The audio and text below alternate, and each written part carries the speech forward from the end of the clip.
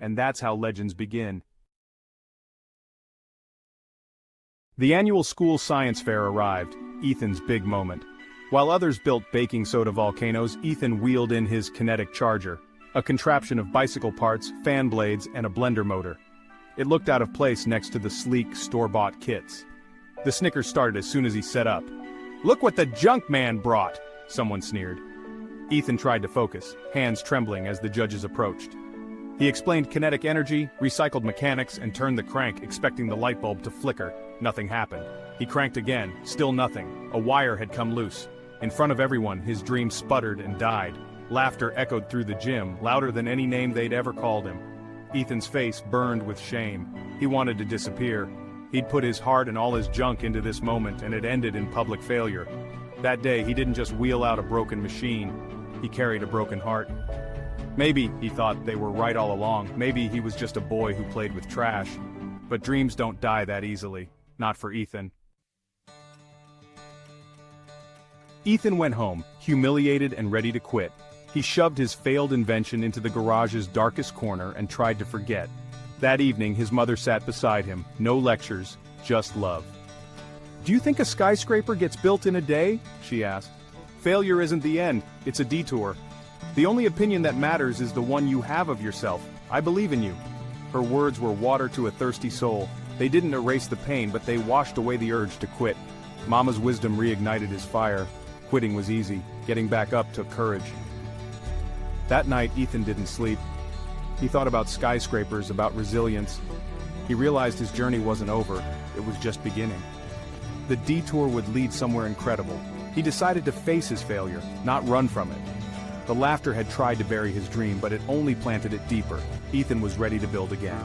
He wasn't just a boy with junk, he was a builder with a purpose. Sometimes the fuel for a fire is a little heartbreak and a lot of hope. And Ethan had both. The next chapter was waiting. With his mother's words echoing, Ethan transformed the garage into his laboratory. The failed kinetic charger became his textbook, not his shame. He devoured stories of Edison and Tesla, learning that failure was part of the process. He took apart every piece, testing wires, examining gears, filling notebooks with sketches and wild ideas. The garage walls filled with diagrams. The junk was now organized, each piece with a purpose. He worked with new intensity, sacrificing sleep and social life. While others partied, Ethan experimented. He wasn't just proving the bullies wrong. He was unlocking secrets hidden in discarded things.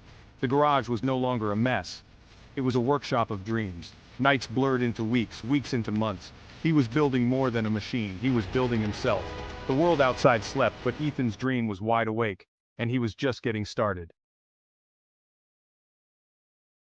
One night, a furious storm knocked out the town's power. In the darkness, Ethan saw opportunity. Lightning flashed, wind battered the garage, and an idea struck. He realized the energy he needed was all around him, in the wind.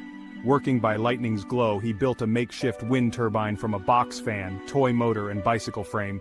He mounted it in the window, letting the storm spin the blades. 2 wires connected to a tiny LED bulb. The blades spun faster, and suddenly, a pinprick of light flickered to life. It was weak, but it was there. In a town consumed by darkness, Ethan had created light from junk. He grinned, knowing this was more than a bulb. It was proof, vindication, hope, a spark in the storm. The world outside was dark, but Ethan's dream glowed brighter than ever. Sometimes all it takes is a storm to reveal your light, and Ethan's light was just beginning to shine. That tiny LED was the start of everything. Ethan refined his invention, building better turbines from recycled materials. He created a device that could power lights and charge a phone, cheap, simple, and made from junk. He wrote letters, sent proposals, and called companies, hoping someone would see the potential. The rejections piled up. Not a fit. We have teams of PhDs. A wind generator made from junk? 99 doors slammed in his face. Friends told him to give up. Doubt crept in. But Ethan kept going, logging every attempt. On his 100th try, he emailed a global humanitarian charity, a long shot. With little hope, he hit send. Sometimes it's the last door that matters. Ethan had faced 100 rejections, but he hadn't quit. He believed in his dream, even when no one else did. The world saw junk. Ethan saw possibility, and possibility only needs one yes. The next chapter was about to open. All it took was one more try. Weeks passed. Then an email arrived. The charity was intrigued. They saw the genius in Ethan's simple, low-cost invention. They funded a Pilot 100 junk generators for a village in sub-Saharan Africa. Ethan and his friends built them in his garage, each one a testament to his dream. Months later, a package arrived, photos of the village at night, glowing with light. Children reading, families laughing, faces illuminated by Ethan's invention. The story spread. Junk boy from small town lights up African village. Suddenly, the world wanted to know Ethan Carter. The same companies that rejected him now called eager to partner. His hometown, once mocking, now pointed with pride. Years later, Ethan stood on a grand stage accepting a global award for innovation. "They used to laugh at me," he said. "They told me my dreams were garbage, but a dream is only crazy until it comes true. Never let someone else's laughter silence your belief. Don't quit. Your dream isn't trash, it's treasure." The world erupted in applause. Ethan's journey from junk to genius was complete. He hadn't just built a machine, he'd built hope. And it all started with a little faith, a lot of junk, and a dream that refused to die. The boy they called Junk Man had become a light for the world.